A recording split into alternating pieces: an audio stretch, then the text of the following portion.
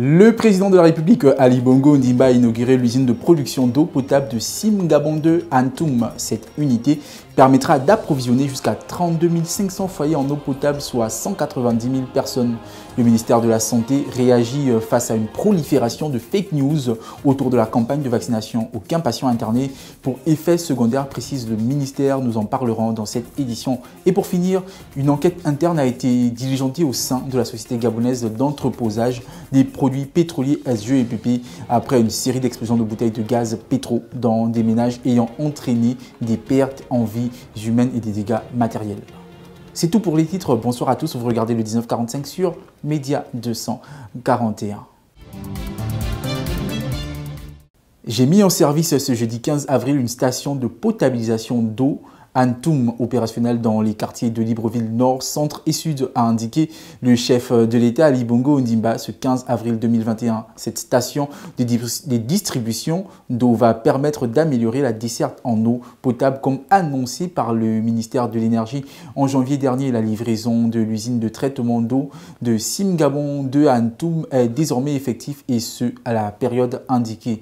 Au cours d'un communiqué publié en début d'année, le ministère de tutelle avait annoncé que cette usine permettra d'accroître la capacité de production de 36 000 m3 par jour supplémentaires et apporter un début de solution à la sous-production en eau potable.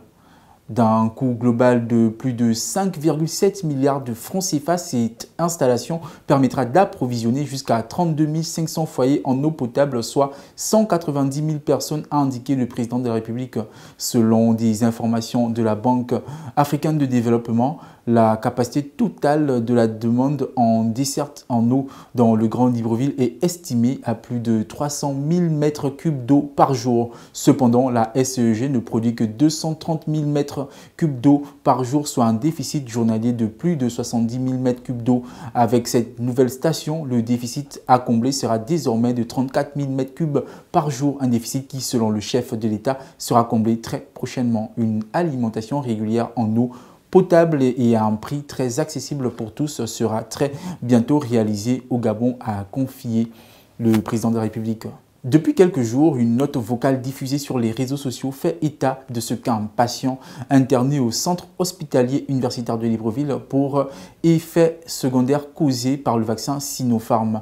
Dans un communiqué daté du 15 avril, le ministère de la Santé a apporté un démenti à ces fausses allégations alors que la campagne de vaccination contre la Covid-19 bat son plein. Des individus s'attellent à véhiculer certaines informations susceptibles de s'aimer le trouble et au sein de l'opinion à travers cette rumeur. Aucun effet secondaire majeur n'a été enregistré par les équipes de la pharmacovigilance du Comité national de vaccination contre la Covid-19. C'est dire que ce message audio est une fois de plus l'œuvre de personnes mal intentionnées. Pour preuve, une première dose du vaccin Sinopharm reçue sans aucun effet de nature à bouleverser son état de santé. Le président de la République, Ali Bongo Ondimba, a reçu ce mercredi 14 avril sa deuxième dose de vaccin, comme plusieurs autres compatriotes.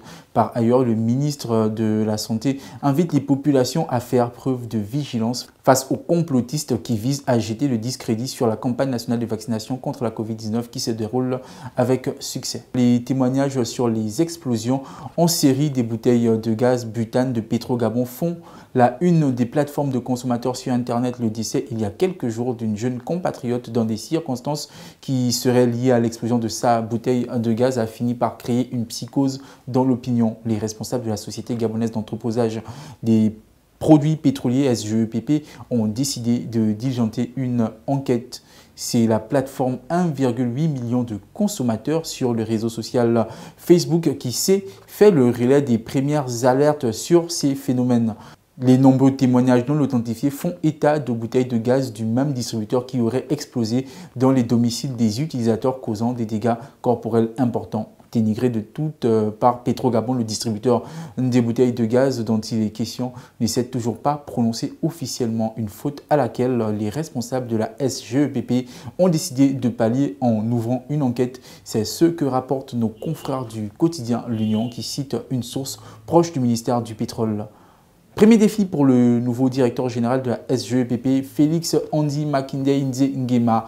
Fraîchement promu à la tête de la société chargée du stockage des hydrocarbures liquides et du gaz butane destiné au marché national. Pour rappel, il a été nommé en Conseil des ministres le 7 avril dernier et a officiellement pris ses fonctions après son installation le 13 avril. C'est sur cette note que se referme ce bulletin d'information. J'étais ravi de l'avoir présenté. On se retrouve demain pour un autre numéro. D'ici là, portez-vous bien et surtout n'oubliez pas, respectez les gestes barrières pour freiner la propagation du coronavirus.